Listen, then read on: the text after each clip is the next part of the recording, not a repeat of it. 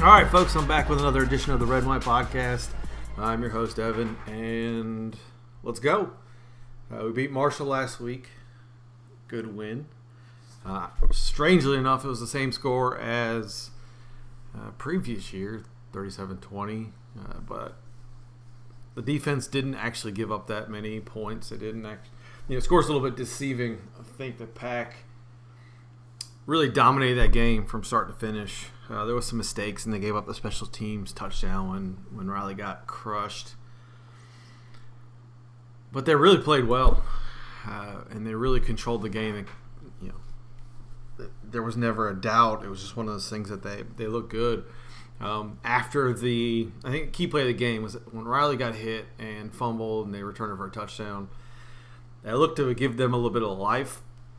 But State came back at the very next drive, and it was like 4 or 5 plays and scored a touchdown. I think that was huge, and I think it says a lot about the resiliency of the team. And I think you're going to see more confidence grow from situations like that. And when you can answer like that, I think that's huge. So I was really happy how they played overall. Defensively, they played well. They didn't really give up anything. They gave up one big play, which, it looked like Engel got burnt, but it was actually Jarius Moorhead, I think, was a safety that got caught staring at Tyree Brady as opposed to helping out Engel in the slot. Kind of left him out there when he was expecting help. So not a huge deal. Those are things that happen, but they'll get corrected. But overall, they played well. The defensive line played really well, gave a lot of pressure to the Marshall quarterback, but they couldn't get him down. And I think that's one of the things that really it frustrates me is you watch guys breaking down the pocket, reaching out and grabbing the dudes, but they can't get them down. And it didn't hurt us in this case, but next week against UVA, Perkins is a little bit more mobile. It might be a concern.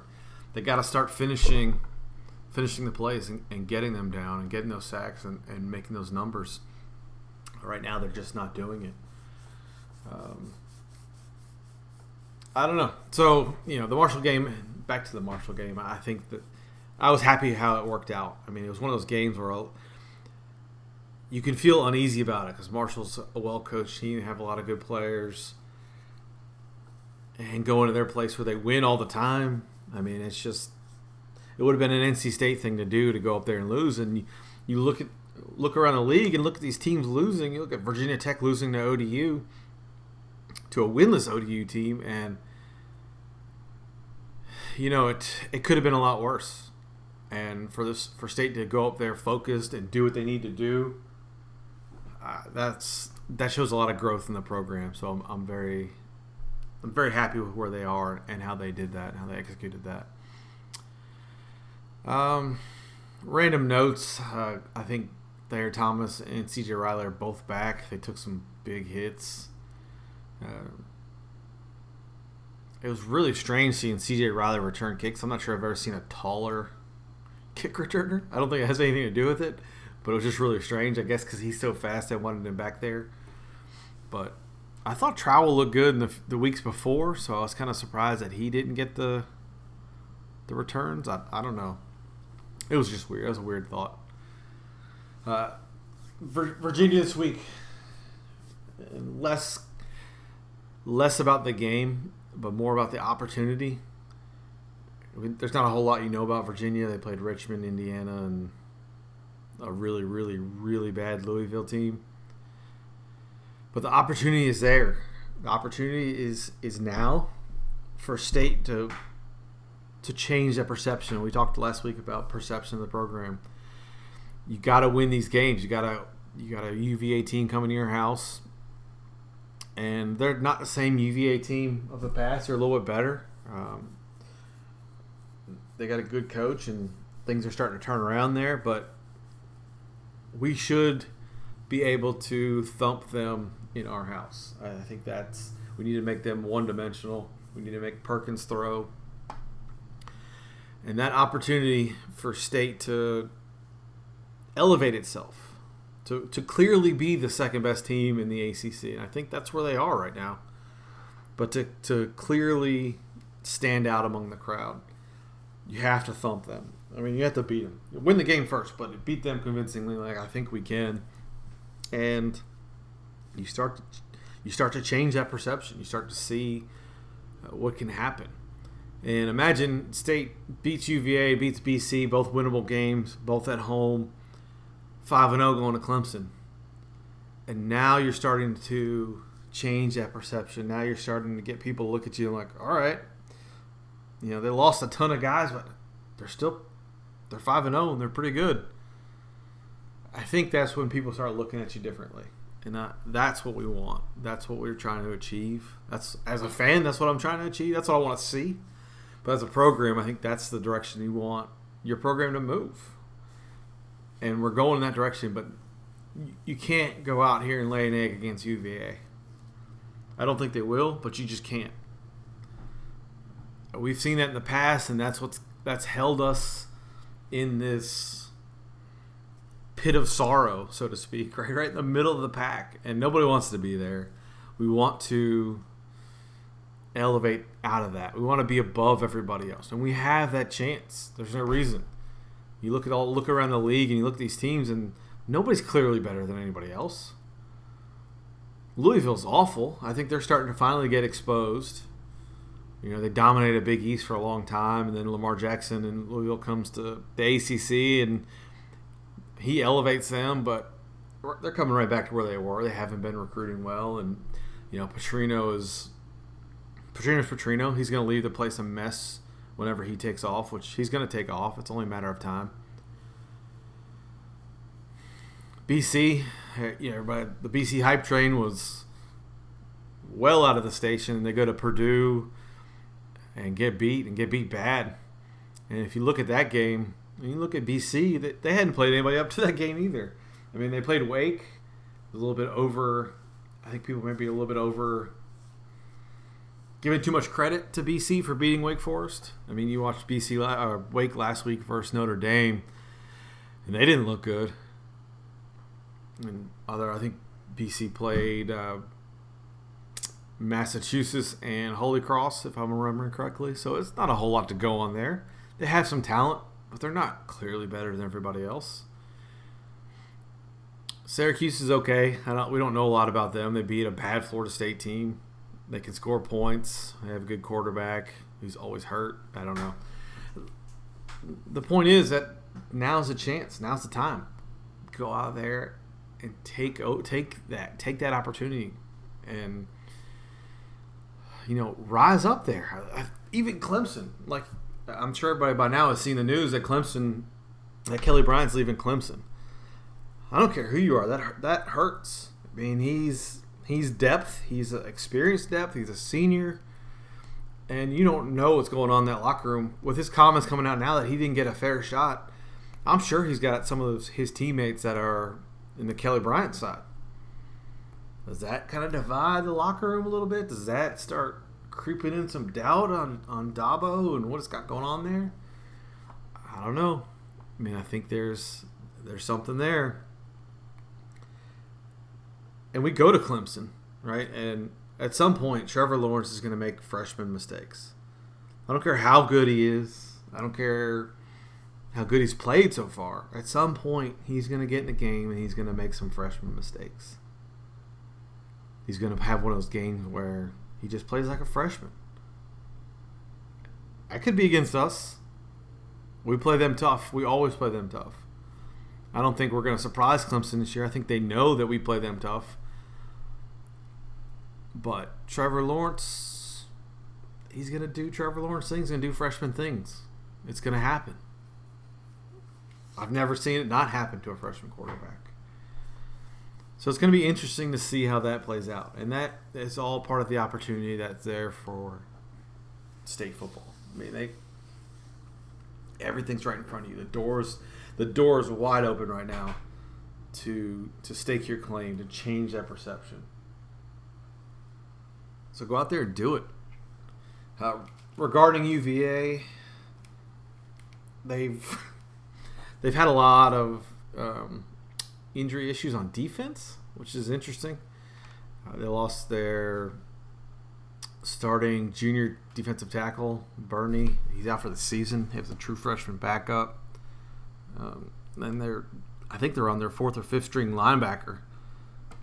They've lost Mack, who's their leader of their defense, and he's backed up by a sophomore, I think, who missed fall camp. So not a whole lot of experience at linebacker, which should play into our hands as far as our strength, which is the slot and the wide receivers. It'd be curious how it affects our running game, but more on that in a little bit here. Anyway, going on to questions or comments. Fellow co-host Dave from Carter Finley. I grow more and more concerned with the running game each week. Blocking isn't as good as last year. Running backs are too slow. We are consistently, stubbornly calling the same plays, predictable running situations. I understand balance, but this keeps our games closer than they should be. He goes on, I think one reason we've had a lot of success against Clemson the past few years is because we go off script and open things up a lot more. With running game struggles, I think we need to do that more this year. Yeah, I agree. I think everybody will agree with that. The red zone play calling is next level frustrating. I don't know what it is and why they kind of tighten up that way, or if that's how they've wanted to call the first few games. Maybe get the running game going and see if they could get the running game going. But man, when they get down there, and part of it might be they haven't had a tight end threat because red zone, a lot of tight end calls. I don't know what it is. But it is frustrating, and it's really odd to see that. And that's been a consistency, man. Even years prior, the red zone, and part of that is kicking. So that at least they blame kicking, unnecessary pressure in the kicking game. But this year's different, man. They have the offense that can score, and the play calling is just, I don't know. It's been confusing, and he's right. It seems a bit stubborn that they're calling some of these plays in these situations. Now I hope they get a little bit more creative, and I think they might. But I'd like to see that sooner rather than later. I'd like to see them leveraging some of the playmakers that we have, as opposed to relying on a not very good running game. John Carter, NC. Football question: what would qualify as a disappointing season, and what would qualify as a successful season? I don't know. Disappointing? 7 wins? I mean, I kind of said it from the beginning. And now when you see the changing landscape, man, 7 wins seems... And it's tough where you have one less game in theory. But 7 wins would seem like a disappointment given what we've seen so far. Successful season? 9 wins? Right, I'm thinking 6-2 in the league. I think that's pretty good. Again, second place in the Atlantic. I think that's success. I think if you lose 4-4, I think would be disappointing to me. And I know most people would probably expect something like that. They lost a lot of talent narrative. But to me, I think 6-2 is a goal. I think that's a realistic and achievable, successful season. He also has a basketball. What's our ceiling this year with so many new pieces? It's a little early for me to talk basketball, but with 8 new players, I don't think anybody knows. Anybody knows what's going to happen. I think we have a lot of talent. We have guys that are going to play that are proven, have played other places. CJ Bryce, he's conference player of the year. Devin Daniels, Blake Harris. I don't think we've ever had this many quality wing pieces all at once. And it's a very, I don't know what the right word is for it, but it's a very fluid team. And I feel like they're going to play a lot of different lineups, a lot of different guys. The big men are going to be question marks. I mean, Wyatt Walker transfers, Thunderberg. I'm not sure who else is going to get playing time. There's not a lot of experience there otherwise. But I think one of the first preseason polls has us at 24th. That's fair. I think that's pretty good. I think that's probably a little bit of respect for Kevin Keats and what people think he's able to do. There's been some, and I wish I had the numbers in front of me, the odds for NC State to make the Final Four were like 20-1, which is pretty damn good if you ask me. I would take that right now. So, I don't know. We don't know what we're going to get. I think we'll see a little bit more. We'll talk about it a little bit more, obviously, as football season starts to wind down. I don't really like to talk basketball until at least December, but we'll get there. Dustin decides to quit co-hosting and decides to write in on Twitter. Life advice: quit fussing about early kickoffs. Can't drink all day if you don't start at 7. Yeah, he's talking about everybody, including myself, complaining about the noon kickoffs. We have a noon kickoff this week, a noon kickoff next week. It's just annoying, is what it is. There's, the night games, the games under the lights. Those are, that's the atmosphere you want. That's exciting. And for us to keep getting 12 o'clock games, it's just annoying. I don't know. It feels, I don't think I've ever seen a team get 4 noon games in a row. And I know they've all done the Joe Giglio and Fred Damaris. I'll put out the numbers. But nobody's gotten 4 in a row. That's ridiculous. And especially in games like against JMU and against Georgia State. Make the 6 o'clock games. CBS Sports Network can host a 6 o'clock game. The noon games are awful. They're just, especially in August, September. It's so hot. Weather should be good this week, but man, it's just annoying. And I got a 9 a.m. T-ball game to go to, so that doesn't help my frustration.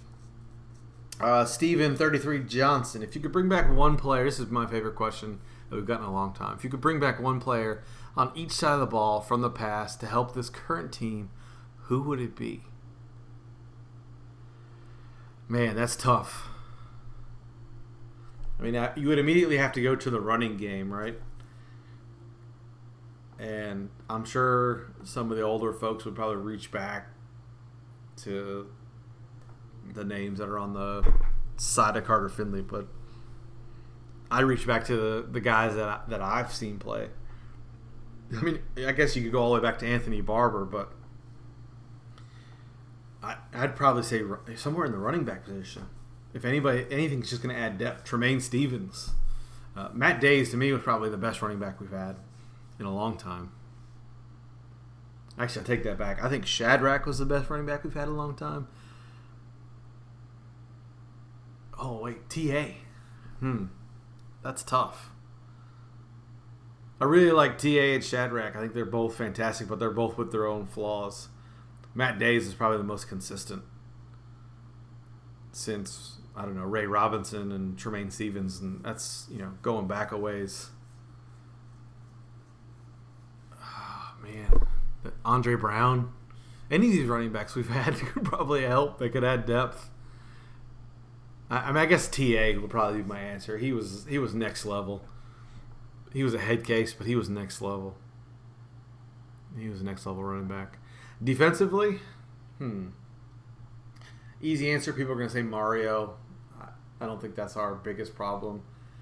I naturally would go to Nate Irving, but our linebackers are playing fine.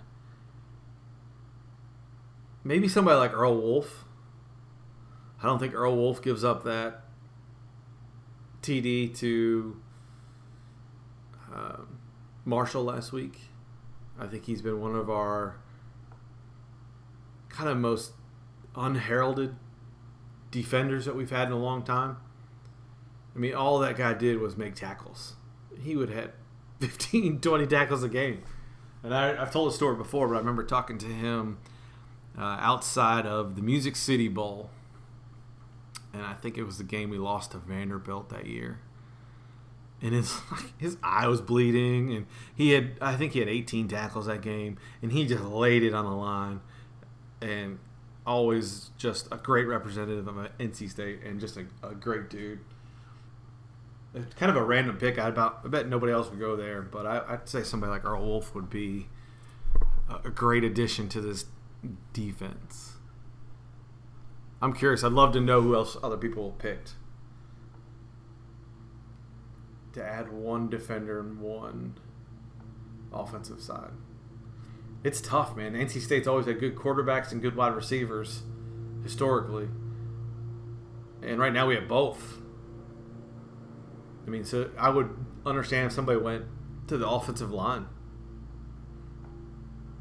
You know, maybe somebody help open up some more holes. I don't know. I would go running back. I think we're starting to see a little bit of how much Nyheim Hines has missed. He's, dynamic. And we just don't have that running back that can to break it open like that. It does make me excited for Jameis Griffin and Zonovan Knight. Both are fantastic backs that have committed to NC State. Next question. Drew Johnson. We won 9 games last year. Perception is because we lost so many draft picks. Correct. We've said that a lot. No way we would be good again, even with a first-round NFL QB. Win again this year, and I can see it starting to change. That's exactly right. That's exactly what I've been saying for a while now. And I think that's Finley hasn't been getting as much exposure, as much attention as you would think somebody who's likely a first-round pick, and you watch him play, and he's lights out, man. He's so cool. He's so calm when he's back there. He just surveys the field and just makes fantastic throws. So I mean, I think once he starts getting more attention, I think that'll apply to the team. He hasn't really gotten the attention I thought he deserves, at least. And I think that applies kind of to the perception overall. But yeah, I agree. I think that's you start winning, you start putting up these numbers, and it's going to help everybody. It's going to help the whole scenario there. And then Keaton Dark's biggest concern moving forward. I still think there's some unknowns. I think State's a good team. I think we kind of know that much. I don't know if we know how good. The obvious concern is the running game, but that's been talked about ad nauseum by everybody.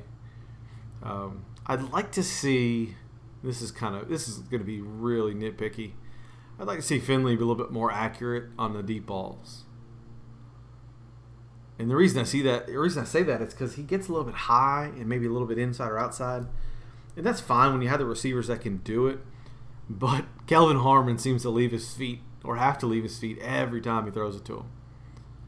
And I think it starts to come into play with his touchdown numbers. A couple of those throws, if he hits them maybe a little bit more in stride, that's 6, as opposed to Harmon making a falling catch onto the 5, and then running it 5 times. I think that's extremely nitpicky. I get it. I'd like to see. I don't know. I don't know. I'd like to see more sacks. I think I talked about that. I'd like to see a little bit more pressure. I'd like to see that pressure convert from the defensive line.